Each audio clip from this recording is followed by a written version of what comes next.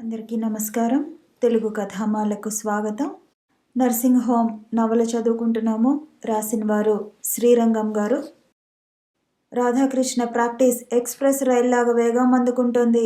అతను వచ్చిన వాళ్లకు సర్టిఫికెట్లు దండిగా రాసేయటం మొదలుపెట్టాడు. అతనికి రోజుకి 40 రూపాయలు వట్టి సర్టిఫికెట్ల మీదే ఉంది. ఈ మధ్య ఒక వెస్పా కూడా కొనేశాడు. ఒకరోజు ఎక్స్ కౌన్సిలర్ అతనితో, డాక్టరు, ఇక్కడ ఒక లేడీ డాక్టర్ కూడా ఉంటే మంచిదోయి, నువ్వు ఎక్కడి నుంచైనా ఒక లేడీ డాక్టర్ని పట్టుకురా అన్నాడు. రాధాకృష్ణ ఆలోచించసాగాడు.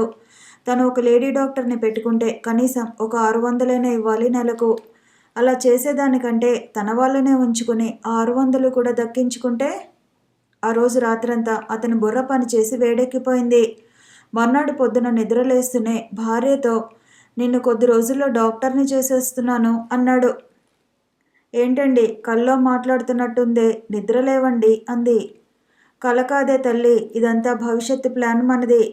నేను మేలు డాక్టర్ని, నువ్వు లేడీ డాక్టర్వి. మగ కేసులు నేను చూస్తే ఆడ కేసులు నీవు చూద్దువుగాని.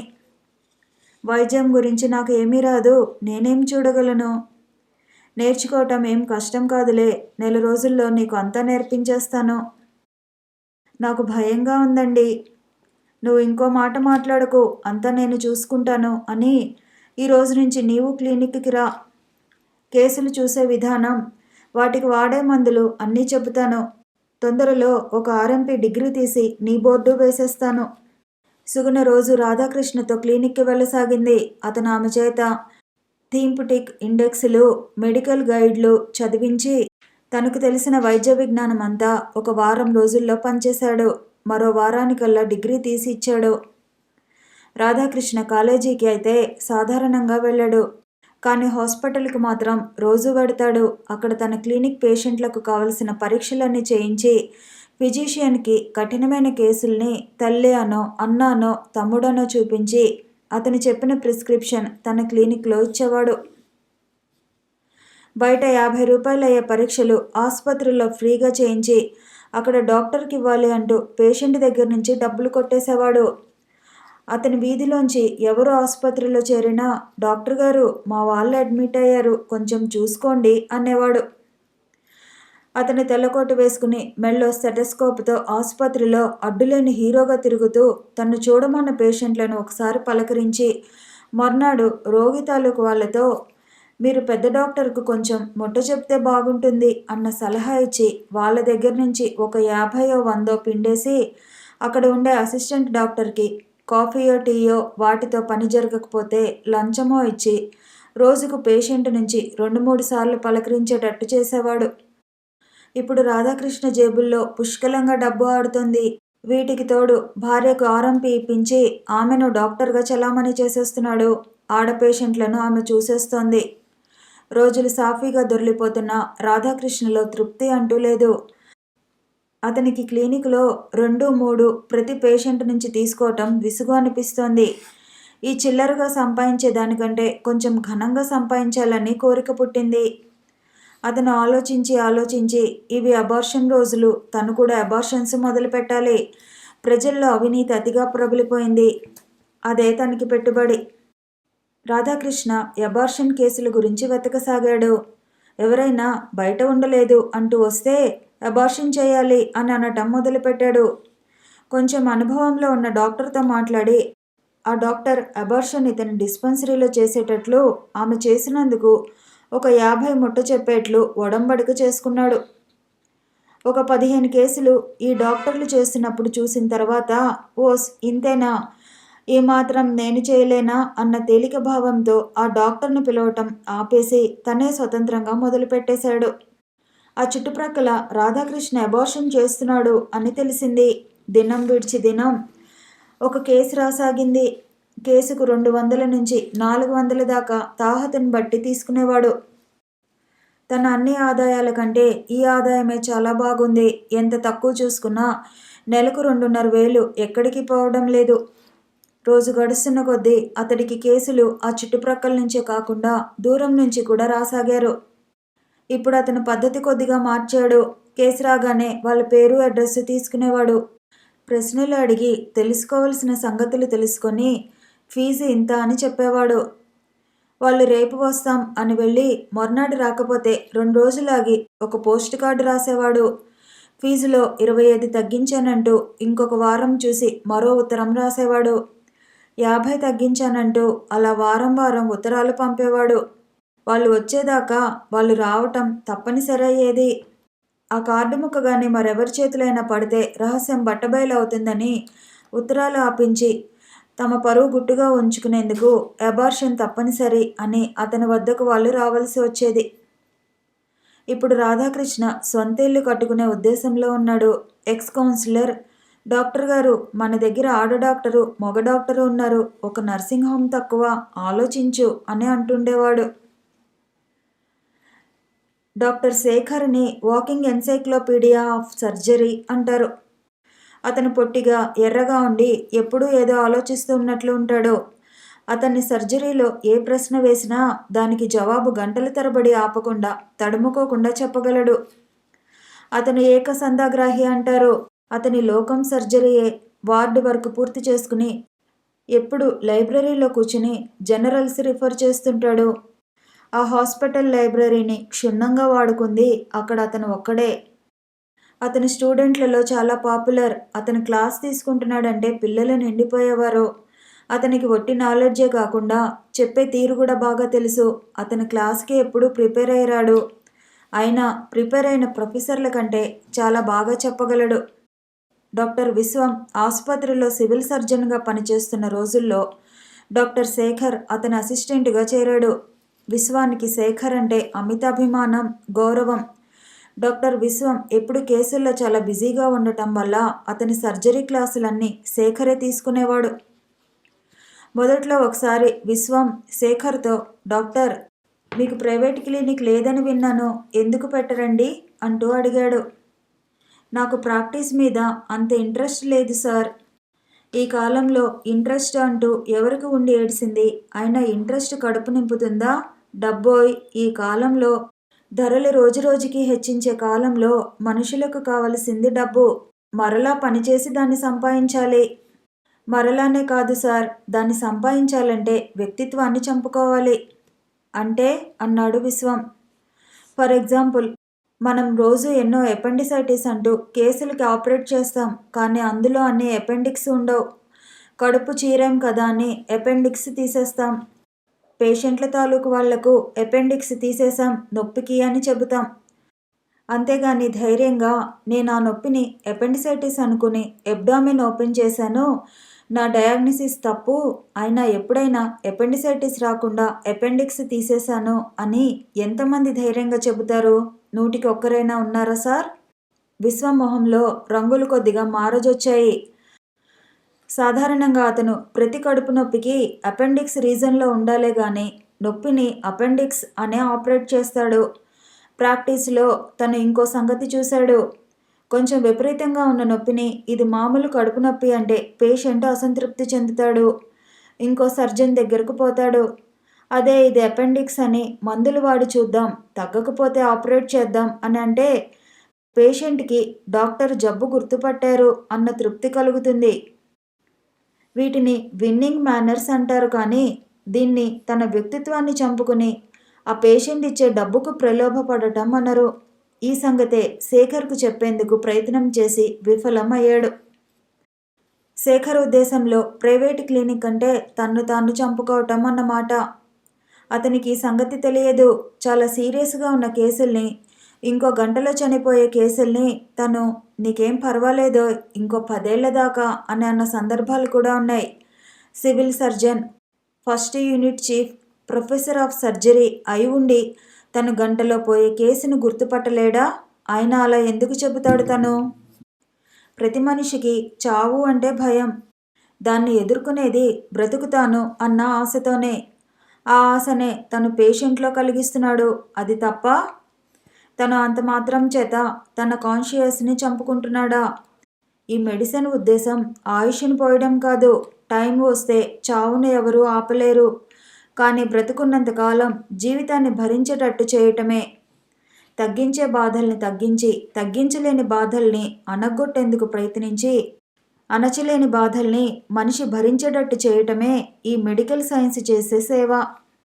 తనకెందరో అడ్వాన్స్ క్యాన్సర్ పేషెంట్లు తెలుసు. వాళ్ళు పడే నొప్పి, ఆ ఏడుపులు ప్రక్క నుండి ఎవరూ భరించలేరు. ఆ నరకాన్ని వాళ్ళ చేత చవి చూపిస్తూ ఇంకా ఎందుకు బ్రతికుండాలా అనిపిస్తుంది. కానీ మెడికల్ సైన్స్కు చివరి ప్రాణం తీసే అర్హత లేదు. మెక్సిలింగ్ అంటూ ఇందులో లేదు. బాధపడుతూ చావు గురించి ఎదురుచూసే వాళ్లను పెదిడిస్ అనే మత్తు ఇంజెక్షన్లో ఉంచటమే. ఇవన్నీ కాన్షియస్ని చంపుకోవటం అయితే తను చేస్తున్నది కాన్షియస్ని చంపుకోవటమే. అలా అని వాదిస్తే ప్రయోజనం లేదు. ఈ Shekhar mind one way traffic, అందులోంచి బయటికి రావడమే గాని ఏదీ ఎక్కదు. అందుకే తను నోరు మెదపకుండా కూర్చుని శేఖర్ని చూశాడు. మామూలు కాటన్ చొక్కా, కాటన్ ప్యాంటు, ఒత్తుగా నూనెతో దువ్వుకున్న తలతో ఇతను అసిస్టెంటు అంటే నమ్మలేకుండా ఉండేటట్టు ఉన్నాడు. నోరు విప్పితే అతని సర్జరీ ధాటికి ఎవరూ తాళలేరు. అలాంటి శేఖర్ ఆర్థికంగా చాలా వెనుకబడి ఉన్నాడు. ఇతనికి సహాయం చేద్దామని తనకు చాలా గాఢంగా కోరిక ఉంది. అతను తన మనసును అలా నొప్పించినా, శేఖర్, పోనీ నీకు క్లినిక్ పెట్టుకోవాలని లేకపోతే నా దగ్గర అసిస్టెంట్గా క్లినిక్లో చేరు. నేను తనని వాక్యం పూర్తి చేయనీయలేదు. సారీ సార్, ఈ రొటీన్ కేసులంటే నాకు బోర్ సార్. కేసు ఎప్పుడు ఛాలెంజింగ్గా ఉండాలి. అంతేగాని మనం ఎమీబియాసిస్ డయాగ్నోసిస్ చేస్తే అది ఎమీబియాసిస్ అని స్టూల్ రిపోర్ట్ వస్తే అందులో థ్రిల్ ఏముంది సార్? ఈ హైడ్రోసీల్లు, హెర్నియాలు, జీజేలు ఇవన్నీ ఎంతకంటే చేసుకుంటాం సార్. రేర్ కేసు సర్జరీ చేసి అది సక్సెస్ చేస్తే అందులో ఉన్న ఆనందం సంవత్సరం రొటీన్ సర్జరీలో కూడా ఉండదు సార్. శేఖర్ నైజం మనసులో ఉన్నది చెప్పేయటం. అతన్ని మెప్పు కోసం మాట్లాడే మనిషి కాదు. ఈ సంగతి విశ్వానికి మొదటి నుంచే తెలిసి ఉండటం నుంచి ఇలాంటి సమాధానాలే అతను ఆశించి ఉండటం వల్ల అతను అంతగా బాధపడలేదు. సరే శేఖర్, నీకు కావలసిన ఛాలెంజింగ్ కేసులు అడ్మిట్ చేసుకుని నువ్వేం ఆపరేషన్లు చేసుకోవాలనుకుంటున్నావో చేసుకో. దానికి నా అభ్యంతరం ఏం ఉండదు అన్నాడు విశ్వం. థ్యాంక్ యూ సార్ అన్నాడు శేఖర్. సాధారణంగా సివిల్ సర్జన్ చేతిలో బెడ్లు అన్నీ ఉంటాయి. అసిస్టెంట్లకు అడ్మిట్ చేసుకునే హక్కు కానీ స్వతంత్రీకరించి ఆపరేషన్ చేసే అధికారం కానీ ఉండవు. అసిస్టెంట్ కేసును అడ్మిట్ చేసి ఆపరేషన్ చేసుకోవాలంటే బాస్ పర్మిషన్ తీసుకోవాలి. అందుకే అసిస్టెంట్లు ప్రైవేటుగా చిన్న చిన్న కేసులే పట్టుకుంటారు. అడ్మిషన్ అవసరం లేనివి మైనర్ థియేటర్లో ఆపరేషన్ జరిగే కేసులే వారి పాలబడుతుంటాయి. అంటే యాప్సిస్ తెరవటం, కార్న్స్ కోయటం, చిన్న చిన్న సిస్టులు తీయటం ఇలాంటివి అన్నమాట. ప్రతి అడ్మిషన్ రోజు డ్యూటీ సర్జన్ బాస్ ఎక్కడున్నా అడ్మిట్ చేసుకున్న ఎమర్జెన్సీల గురించి ఫోన్ చేయాలి. ఒకవేళ ఆపరేషన్ అవసరం ఉంటే అతనికి ఆ కేసులో ఇంట్రెస్ట్ ఉంటే అతనే వచ్చి చేస్తాడు. ఒకవేళ అతనికి అంత పట్టింపు లేకపోతే అసిస్టెంట్నే కావాల్సింది చేయమంటారు. కొంతమంది సర్జన్లు ప్రతి ఆపరేషను వాళ్లే చేయాలంటారు. అలా కాకుండా నీ ఇష్టం, నీకేం కావాలో నీవు చేసుకో అనే విశ్వం లాంటి సర్జన్లు చాలా తక్కువగా ఉంటారు. శేఖరం సర్జరీ చాలా నీట్గా ఉంటుంది. అతను తొందరపడడు. మెల్లగా కావలసినంత తీరిక తన దగ్గర ఉన్నట్లు చేసుకుంటూ పోతాడు. అతను మామూలు కేసులు పట్టుకుని ఉంటే విశ్వం కంటే మంచి సర్జను, చాలా మంచి హస్తవాసి అన్న పేరు గడించి ఉండేవాడు. కానీ అతను పట్టే కేసులన్నీ అందరూ విడిచివేసిన కేసులు. ఏ సర్జను కత్తి పెట్టననేవారు. పేషెంట్ కానీ చేసే సర్జన్ చేతిలో చనిపోయిందంటే అతనికి చెడ్డ పేరు. మన పేషెంట్లు చివరి ట్రీట్మెంట్లోనైనా కేసు చనిపోతే ఎందుకు పోయింది అని ఆలోచించరు. అతని హస్తవాసి మంచిది కాదు, అతను చేపడితే కేసు టక్కున ఎగురుతుంది అని అంటారు. శేఖర్ కూడా అదే పేరు వచ్చింది. పేషెంట్లు అతన్ని యముడు అనేవారు. కానీ కాంప్లికేటెడ్ కేసు, హోప్లెస్ కేసు ఉంటే శేఖర్ చేపట్టవలసిందే. అతని డేరింగ్ ఆపరేషన్లు చూసి అందరూ ఆశ్చర్యపోయేవారు. ఎప్పుడైనా ఒకరోజు ఇతను నోబెల్ లారెట్ కాకమానడు అనుకునేవారు కూడా. విశ్వానికి శేఖర్ ఆపరేషన్లు చూసి, శేఖర్, నువ్వు ఫారెన్ వెళ్ళిరా, నీకు స్కోప్ చాలా ఉంటుంది. అక్కడ ఉండే పరికరాలతో, వసతులతో నీవు చాలా ముందుకు పోగలవు అన్నాడు. వద్దు సార్, ఇక్కడ బాగానే ఉంది. లేదయ్యా, నీ అంత నాలెడ్జి ఉండే డాక్టర్కు ఈ హాస్పిటల్స్ సరిపోవు అంటూ పోరు పెట్టి అతని చేత సరే అనిపించి 2 సంవత్సరాల లీవ్ ఇప్పించి ఫారెన్ పంపించాడు. శేఖర్ ఫారెన్ వెళ్ళి 3 నెలలైనా తిరక్కముందే ఇండియా తిరిగి వచ్చేశాడు. అతన్ని వార్డులో చూసిన విశ్వం, ఇదేంటి అన్నాడు. మనమేంటో ఇక్కడి నుంచి ఫారెన్ అంటూ అనుకుంటాం సార్. అక్కడికి వెళితే మనకు కేసు షీట్లు రాయటం, డ్రెస్సింగ్లు మార్చటం, ఇంజెక్షన్లు ఇవ్వటం ఇది సార్ వాళ్ళిచ్చే పని. మొదట్లో నాకు సింపుల్ స్ట్రైట్ ఆపరేషన్లు చేయటం అంటేనే విసుగు. అలాంటిది నేను డ్రెస్సింగ్లు చేస్తానా? తిరిగి వచ్చేశాను సార్.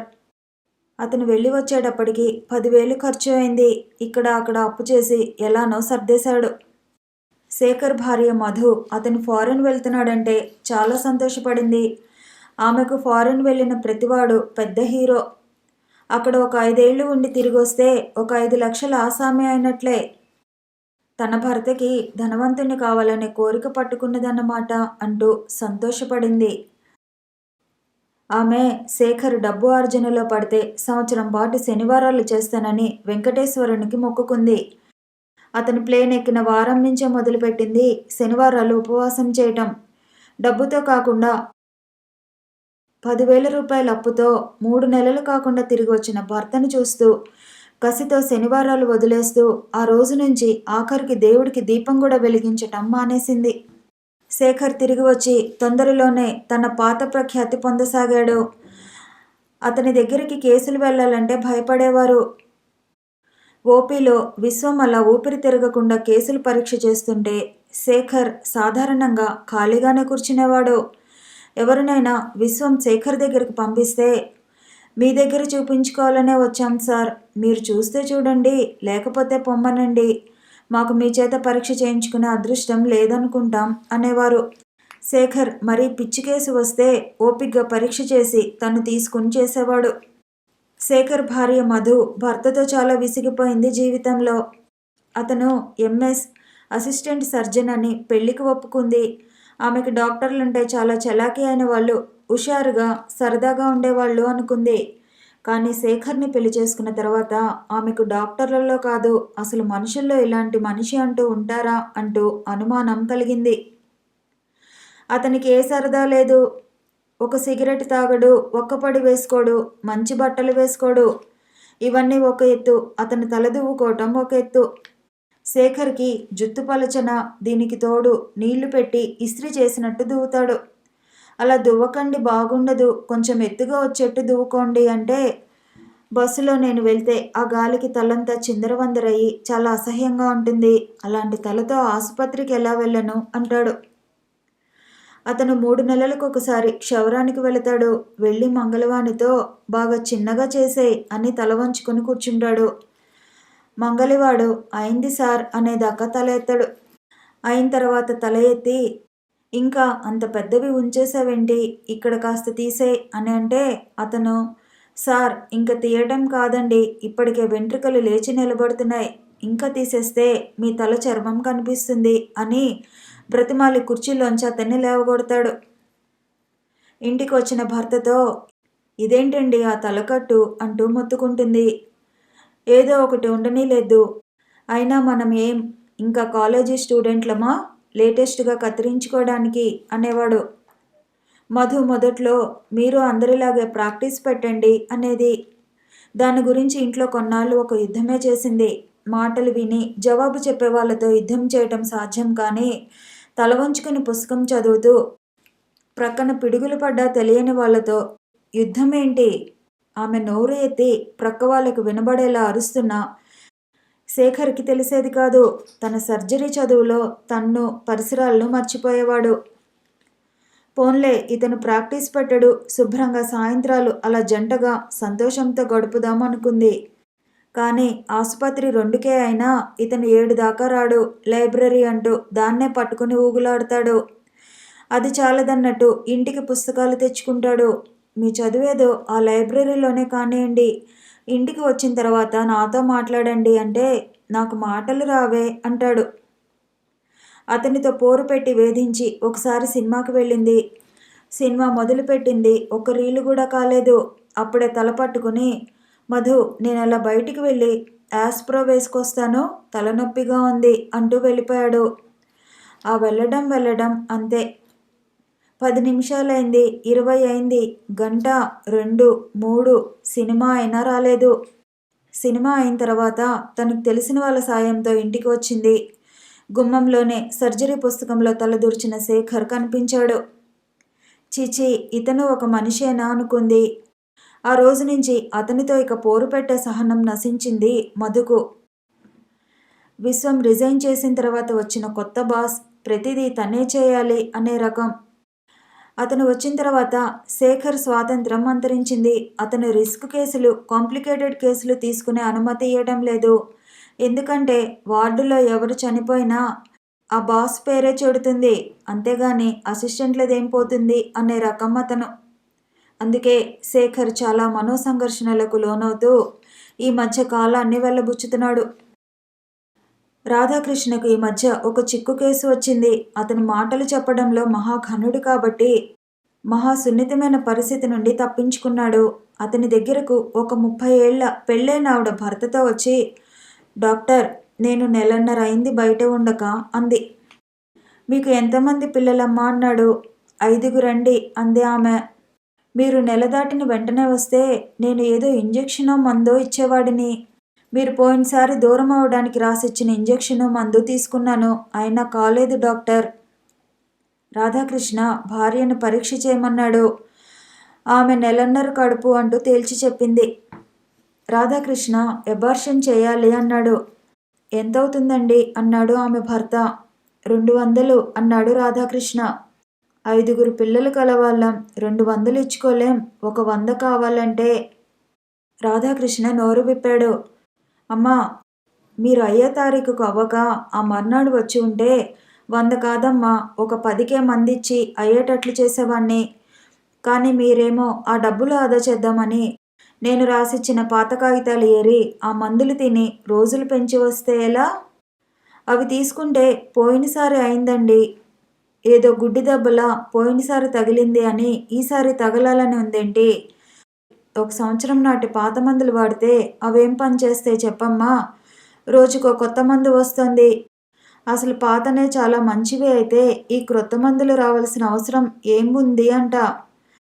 పాత మందు తన విధిని సరిగా చేయకపోతే మనుషులు క్రొత్త వాటి గురించి మర్చిపోతారు, అవునా? ఆమె బుర్ర ఊపింది. ఈసారి ఇలాంటివేమైనా అయితే వెంటనే నా దగ్గరికి వచ్చేయండి, అంతేగాని ఈ మందు ఆ మందు మింగి నా పనికి అడ్డం పడే పనులేం చేయకండి అని కొంచెం మందలించి ఆమె భర్తతో, ఈ కేసు కాస్త కఠినమైందండి, పోగొట్టుకోవాలనే మందులు వాడటం నుంచి లోపల పిండం గట్టిపడిందండి, అన్ని అబార్షన్లలా కత్తిపెట్టి ఇలా కెలికితే ఈసారి పడిపోదు.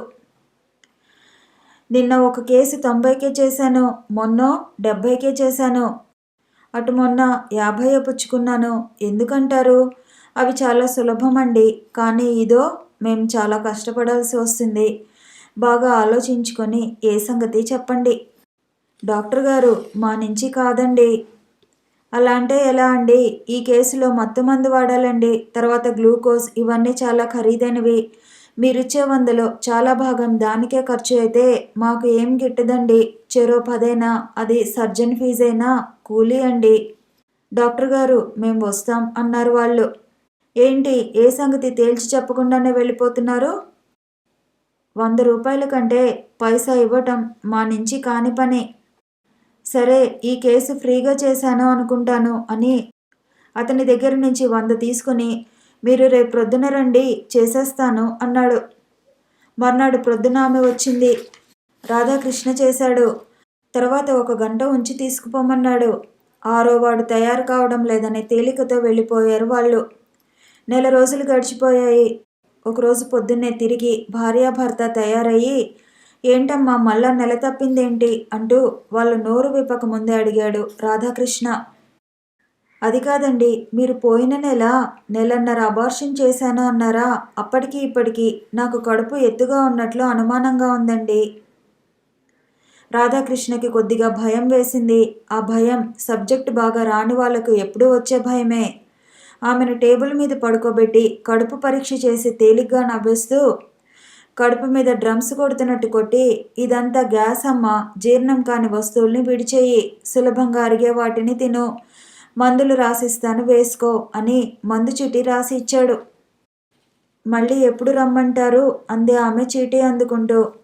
ఇంకా అవసరం లేదమ్మా అన్నాడు రాధాకృష్ణ. తిరిగి ఆమె మరో నెల పోయిన తర్వాత వచ్చింది. ఈసారి ఆమె కడుపు ఎత్తుగా బాగా కనిపిస్తుంది.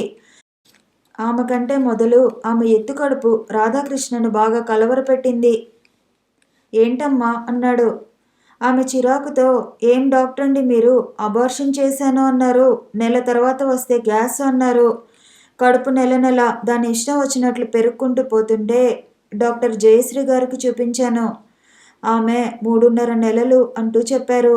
ఇప్పుడు ఏం చేస్తారు అంటూ నిలదీసింది. Doctor Jayashree Radhakrishna gynaecology professor. ఆమె చెప్పిందంటే దానికి తిరుగులేదు. తను అలా అని పేషెంట్తో నా నుంచి పొరపాటు అయింది అని అనలేడు. నీ కడుపులో ఏం లేదు, డాక్టర్ జయశ్రీ గారు తప్పు చెప్పిందని అనలేడు. తన ప్రొఫెసర్ని దూషించకుండా, తన మీద నింద లేకుండా ఈ పరిస్థితిని నరుకు రావాలి అనుకుని, పడుకోండి అమ్మ పరీక్షిస్తాను అని చిరునవ్వుతో కడుపు మీద చేపెట్టాడు. ఈటి రెస్ట్ చేతికి తగిలింది. 2 నిమిషాలు పరీక్ష చేసి ఆమెను లెమ్మని వచ్చి కుర్చీలో కూర్చున్నాడు. ఏంటండి అంది. డాక్టర్ చెప్పింది నిజమేనమ్మా అన్నాడు. ఇది ఎలా సంభవం? మీరు అబార్షన్ చేశానమ్మా, పిండం కూడా పడింది. పిండం పడితే ఇదెలా సాధ్యమండి అంటూ ఆమె విస్మయంగా ప్రశ్నించింది. నీవు కవలల్ని గర్భం ధరించావు, అందులో ఒకటే అబార్ట్ అయింది, మరొకటి కడుపులో ఉండిపోయింది. ఇప్పుడు దాన్ని కూడా తీసేయాలి. వద్దండి, ఈసారికి ఉండనీయండి. ఇది కాగానే పిల్లలు కాకుండా ఏకంగా ఆపరేషన్ చేసుకుంటాను. సరే అమ్మా అని ఆమెను పరీక్ష చేసి మందులు రాసిచ్చి 10 రూపాయలు తీసుకున్నాడు. ప్రక్కన బొమ్మలా ఉండి అంతా చూస్తున్న సుగుణ పేషెంట్ వెళ్ళిన తర్వాత భర్త వైపు చూస్తూ, నేను భయపడిపోయానండి ఆమె జోరు చూసి. నేను భయపడిపోయాను, కానీ భయపడితే పనులు జరుగుతాయా, చెడతాయి గాని. ఇంతకు ఒక సందేహం, అది ట్విన్ ప్రెగ్నెన్సీయేనా? ఎవరికి తెలుసు, ముఖం కాపాడుకోవడానికి నోటికి వచ్చిందే అనేశాను. తెలివి తక్కువ వాళ్ళు నమ్మేశారు. వీళ్లకు మనిషికి ఎంత సబ్జెక్టు వస్తుందని అక్కరలేదు, కావలసిందల్లా మాటలతో గారడీ చేయగలగటం. ఈ ప్రాక్టీసులో మనిషి ఇన్వెస్ట్మెంటు వాళ్ళ డిగ్రీ కాదు, వాళ్ళ అనుభవం కాదు. వాళ్ళ నోరు ఎంత వంచన చేయగలిగితే అంత గొప్ప ప్రాక్టీస్ ఉన్న డాక్టర్ అవుతారు. చూస్తుండిపోయింది సుగుణ. కథ కొనసాగుతుంది. మళ్ళీ కలుసుకుందాము. ఈ వీడియో నచ్చితే లైక్ చేయండి, షేర్ చేయండి, కామెంట్ చేయండి, ఛానల్ని సబ్స్క్రైబ్ చేయండి.